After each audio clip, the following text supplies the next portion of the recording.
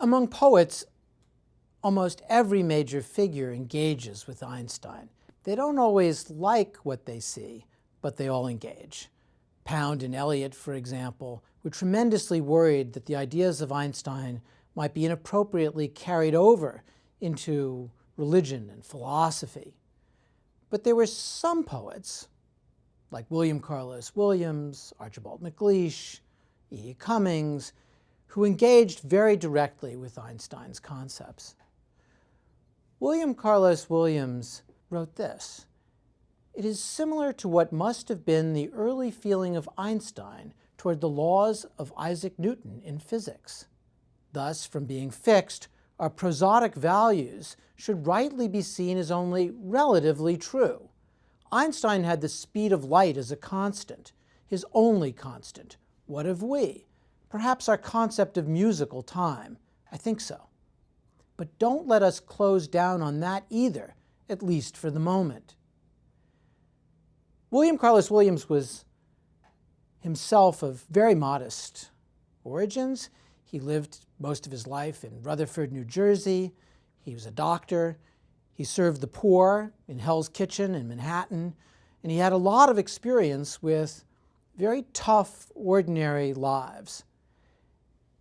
And he wanted to get at poetry in a way outside of the constraints even of the higher class, more cultured British poets who he felt had access to a kind of classical tradition that he wanted to break.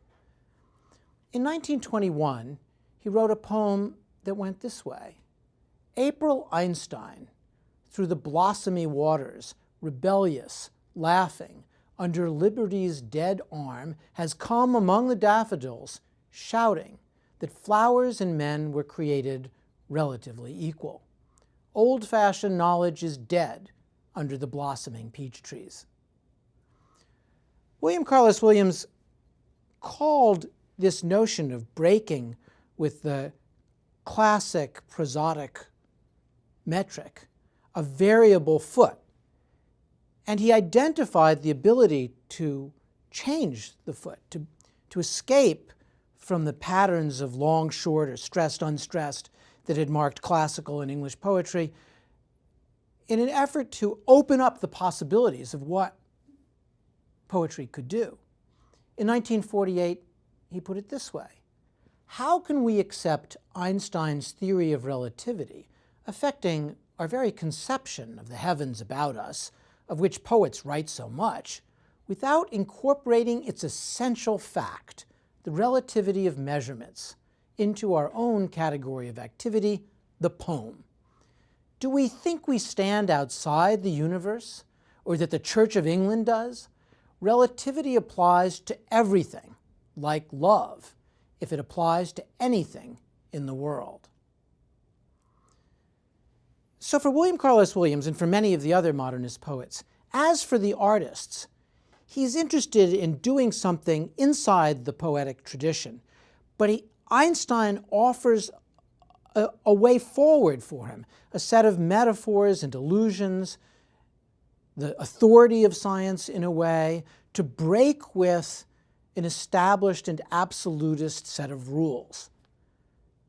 And so Einstein, or Einstein's relativity, authorizes this variability of the foot, authorizes, in a sense, William Carlos Williams to make the modernist break in which he was so interested.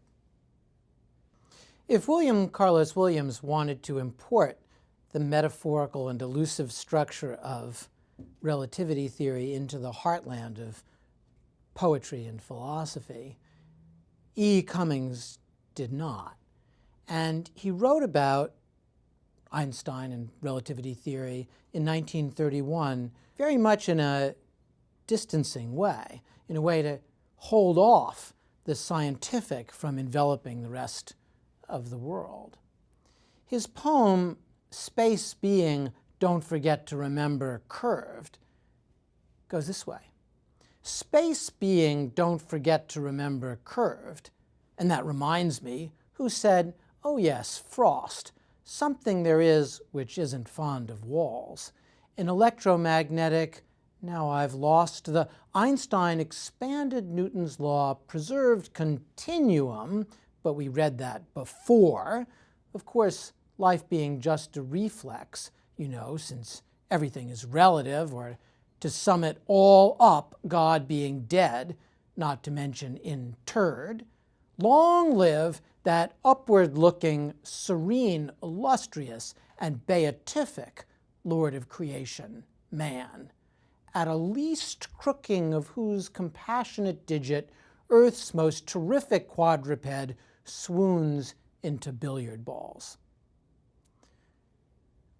Cummings is mocking the illustrious, adored status of man, the least crooking of his finger being the pulling of a trigger, bringing down an elephant and reducing the majesty of that animal to nothing but a billiard ball.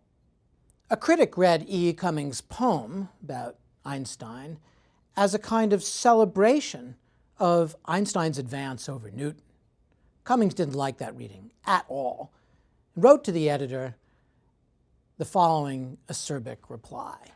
Dear Sir, please let your readers know that the author of Space Being, Don't Forget to Remember Curved, considers it a parody portrait of one science-worshipping super-sub-moron in the very act of reading, with difficulties, aloud to another science-worshipping super-sub-moron, some would-be explication of A. Stone, that's Einstein, of A. Stone and Company's unpoem. Thank you. What drove Cummings to fury was the idea that Einstein's theory could simply be imported as if it was a kind of prose poem, theologically and philosophically laden, into the heartland of our understanding of the world. That's why he addresses his harshest criticism of two non-comprehending science worshippers, one to the other. It's not that E. Cummings wanted to attack Einstein directly. Like so many of the other modernist poets, he wanted to put a kind of firewall between what Einstein had done and how it should be taken up in the poetical, theological, and philosophical registers. And that's where the division with someone like William Carlos Williams or Archibald MacLeish or others came in. How much does one take this new world of science into the heartland of the humanities?